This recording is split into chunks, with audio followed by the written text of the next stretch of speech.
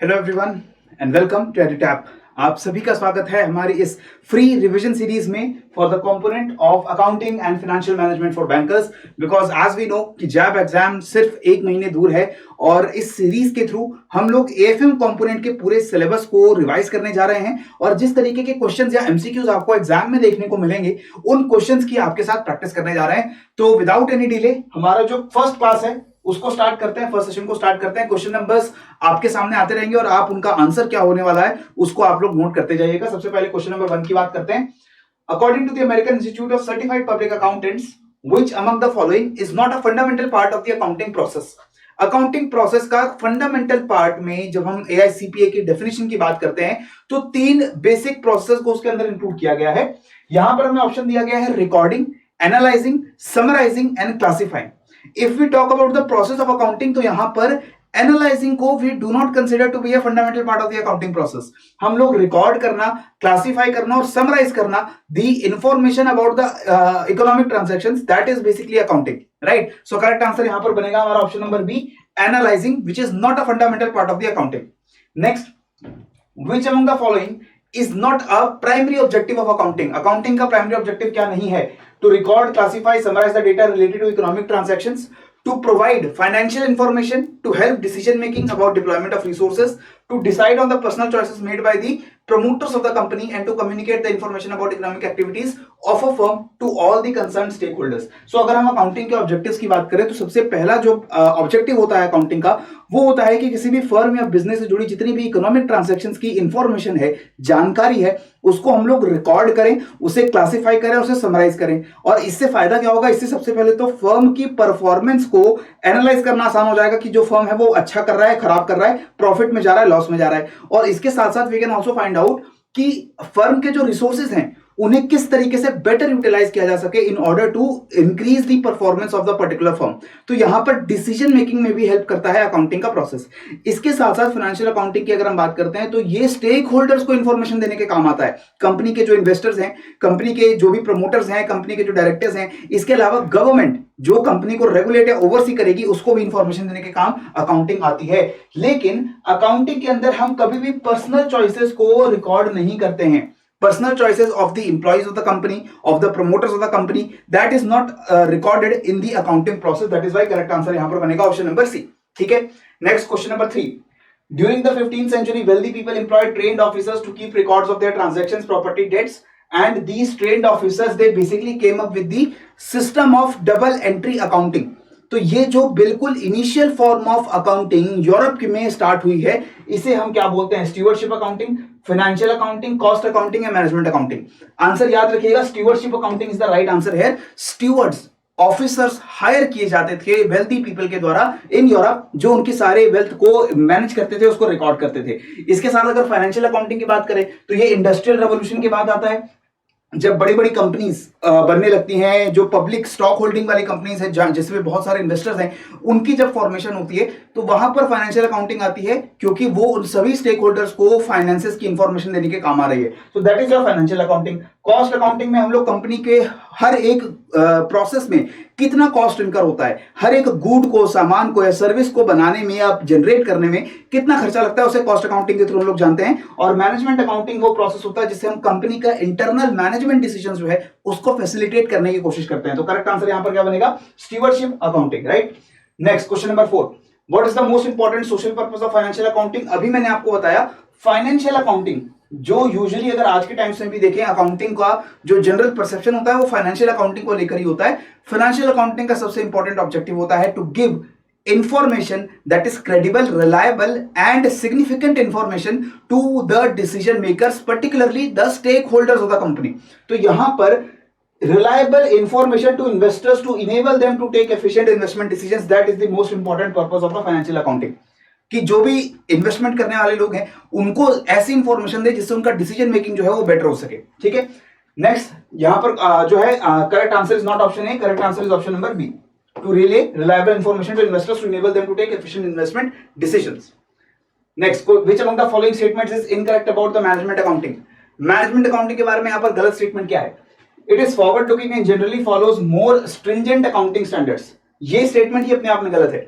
Management accounting जो है वो फॉरवर्ड लुकिंग होती है और थोड़ा सा फ्लेक्सिबल होती है,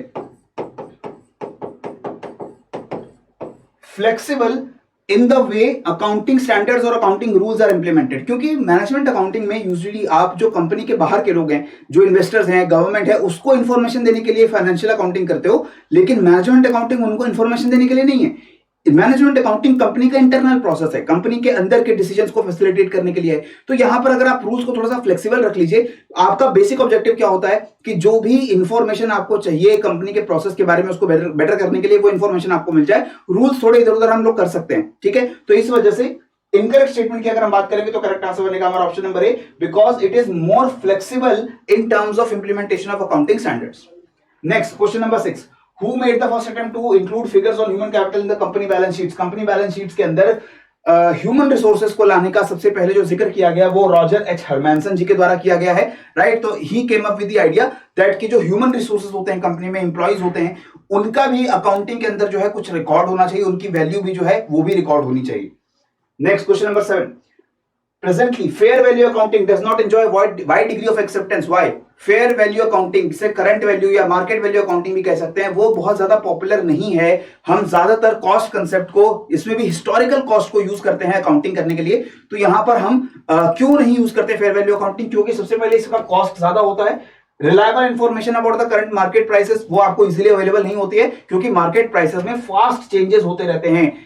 depending upon demand and supply जो है prices of different commodities, different assets, they can very very significantly. That is why correct answer यहां पर बनेगा option number D, all of the above. Next, which among the following statements is incorrect about the definition of accounting given by AICPA? तो यहां पर कौन सी statement गलत है about accounting? Accounting is a service activity which provides quantitative financial information। बिल्कुल सही statement है, ये एक सर्विस एक्टिविटी है। अकाउंटेंट जो होते हैं वो प्रोफेशनल्स होते हैं जो अपनी सर्विस प्रोवाइड करते हैं कंपनीज को। Accounting is an analytical discipline which defines, classifies, summarizes data of economic transactions। Absolutely right, एक एनालिटिकल डिसिप्लिन है जिसके अंदर आपको एनालिटिकल टूल्स यूज करके, मैथमेटिकल टूल्स यूज करके आप सारे इंफॉर्मेशन को समराइज और क्लासिफाई करते हैं। Accounting is information system which collects and communicates economics information। This is also correct। So यहाँ तीनों स्टेटमेंट बिल्कुल करेक्ट हैं about the definition of accounting and that is why correct answer is option number D, none of the above। कोई भी statement जो है वो यहाँ पर इनकरेक्ट नहीं है, राइट। नेक्स्ट देखिए question number 9, which section of the Companies Act casts a responsibility to the board of directors to comply with the mandatory accounting standards?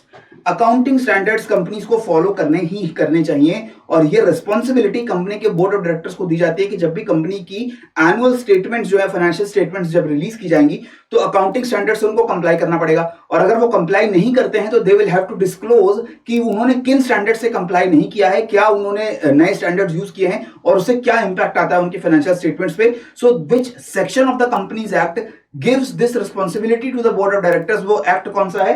तो करेक्ट आंसर है यहां पर आपका section 134 clause 5। 134 clause 5, this is the act of the companies act, जिसको आपको याद रखना है, ठीक है। Next, the accounting standards board was constituted in which year? ICAI ने, Indian council, Indian institute of chartered accountants of India ने accounting standards board बनाया था जो इंडिया के अंदर अकाउंटिंग स्टैंडर्ड्स को डिवाइस करने के लिए लाए गए थे और ये बोर्ड बनाया गया था 1977 में। तो 1977 में एएसबी बनता है जो इंडियन अकाउंटिंग स्टैंडर्ड्स को फॉर्मुलेट करता है। अब ये जो अकाउंटिंग स्टैंडर्ड्स हैं उनको मॉडिफाई करके रिप्लेस किया जा रहा है by the Indian accounting standards, जो कि आईएफआरएस के साथ जो है मेल खाते हैं, आईएफआरएस के साथ कंप्लायंट है। Next question number 11, Which among the following accounting standards is incorrectly matched? अब देखिए अकाउंटिंग स्टैंडर्ड्स के ऊपर आपको क्वेश्चंस आएंगे एग्जाम के अंदर and these questions will be very factual and straightforward. आपको अकाउंटिंग स्टैंडर्ड्स का नंबर और वो नंबर, वो अकाउंटिंग स्टैंडर्ड किस पर्टिकुलर ऑब्जेक्टिव के साथ जुड़ा हुआ है वो आपको पता होना चाहिए। सो यहां पर आप बताइए which of the following standard is incorrectly matched? Accounting standard 3 cash flow statement से जुड़ा है, अकाउंटिंग स्टैंडर्ड 4 कंटिजेंसी से, अकाउंटिंग स्टैंडर्ड 5 रेवेन्यू रिकॉग्निशन से, अकाउंटिंग स्टैंडर्ड 7 कंस्ट्रक्शन कॉन्ट्रैक्ट से। अगर हम पुराने अकाउंटिंग स्टैंडर्ड्स की बात करें तो AS5 this is not related to revenue recognition. AS5 is basically related to the profits and losses of the company, जो प्रीवियस पीरियड की वजह से या फिर जो चेंज इन अकाउंटिंग स्टैंडर्ड्स की वजह से जो उन पे इंपैक्ट पड़ता है उसको डिस्क्लोज करने के लिए हम अकाउंटिंग स्टैंडर्ड 5 को यूज करते हैं, not for revenue recognition. That is why AS5 option number C is the correct answer. Next question number 12, which of the following statements is incorrect? गलत स्टेटमेंट क्या है? Additional guidance given in Ind AS over and above what is given in IFRS is termed as carbon. differences that are in deviation to the accounting principles and practices stated in the IFRS are known as carve-outs. The government of India in consultation with the ICAI decided to converge and not to adopt the IFRS issued by the IASB. गलत statement यहां पर क्या है? Actually यहां पर गलत statement कोई भी नहीं है. आंसर हमारा बनेगा option number D. Because IFRS and Ind AS they are not exactly same. IFRS के ऊपर बेस्ड है Ind AS, लेकिन IFRS जो है वो आपके इंटरनेशनल फाइनेंशियल रिपोर्टिंग के स्टैंडर्ड्स हैं. तो IFRS के अंदर हमने कुछ चेंजेस किए हैं इंडिया के यूनिक सिनेरियो को ध्यान में रखते हुए, और इस वजह से हमने IFRS के अंदर कुछ एक्स्ट्रा चीजें ऐड की हैं और IFRS से कुछ चीजें बाहर निकाली हैं. तो जो एक्स्ट्रा चीजें हम IFRS में ऐड करते हैं they are known as carve in, और IFRS से जो चीजें हम लोग हटा देते हैं उनको हम बोलते हैं कार्व आउट. तो ये दोनों स्टेटमेंट बिल्कुल करेक्ट है, और ये भी करेक्ट है कि इंडिया में गवर्नमेंट ने डिसाइड किया है कि हम IFRS को पूरा जो है इंप्लीमेंट नहीं करेंगे. IFRS के ऊपर बेस्ड हम इंडियन अकाउंटिंग स्टैंडर्ड्स बनाएंगे, उनको इंप्लीमेंट करेंगे. That is why all the three statements here are absolutely correct and answer बनेगा none of the above. Next question number 13. अब ये मैच कर दो, थोड़ा सा वीडियो पॉज करो और मुझे बताओ क्या आंसर होगा यहां पर. Accounting standard 9, 10, 12 and 13 they are matched with revenue recognition, property, plant, equipment, accounting for government grants and accounting for investments. What should be the correct answer here? We all know कि अगर accounting standard 9 की बात करें, this is related basically to the revenue recognition part. ठीक है, तो AS 9 को अगर हम A से मैच कर देते हैं तो हमारा करेक्ट आंसर पहले ही आ जाता है option number A. AS 9 with revenue recognition, the AS 10 is related to your property, plant, equipment, AS 12 with the government grants and AS 13 with the investment accounting. Right? Next question number 14. AS 16, 17 and 18 ये आपके किन particular objective के साथ जुड़े हुए हैं? Related party disclosures, segment reporting या borrowing cost. अगर आपको ध्यान से सारे अकाउंटिंग स्टैंडर्ड याद है और बिल्कुल आपको याद होने चाहिए, तो आपका आंसर आता है option number B. AS 16 is related to your borrowing cost, AS 17 is related to segment reporting and 18 is related to related party disclosures. ठीक है. Question number 15. Which accounting standard deals with effects of changes in the foreign exchange rates? Foreign exchange rates में अगर changes होते हैं तो उससे हमारी financial statements के ऊपर क्या इंपैक्ट पड़ता है वो हम लोग डिस्क्लोज करते हैं अकाउंटिंग स्टैंडर्ड 11 से. ठीक है, सो करेक्ट आंसर क्या बनेगा आपका AS 11. Next, match the following. Ind AS 101, Ind AS 103, Ind AS 105. इनको आप मैच करिए कि इनका क्या ऑब्जेक्टिव है. तो ध्यान रखना है Ind AS 101 ये पहला आपका अकाउंटिंग स्टैंडर्ड है. Obviously it is related to first time adoption of the Ind AS. तो 1 को B से मैच करोगे, 1 को B से मैच करोगे, ऑटोमेटिकली आपका आंसर जो है ऑप्शन नंबर B आ जाएगा. यहां पर 103 is related to business combinations and 105 is related to non current assets which are held for sale. ठीक है. Next question number 17.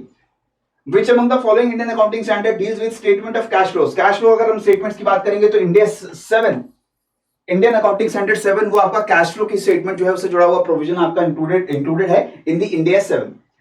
Question number 18 देखते हैं. Ind AS 21, Ind AS 33, 12 and 16 they are related to which of the following? Property, plant, equipment, changes in foreign exchange rates, income taxes and earning per share.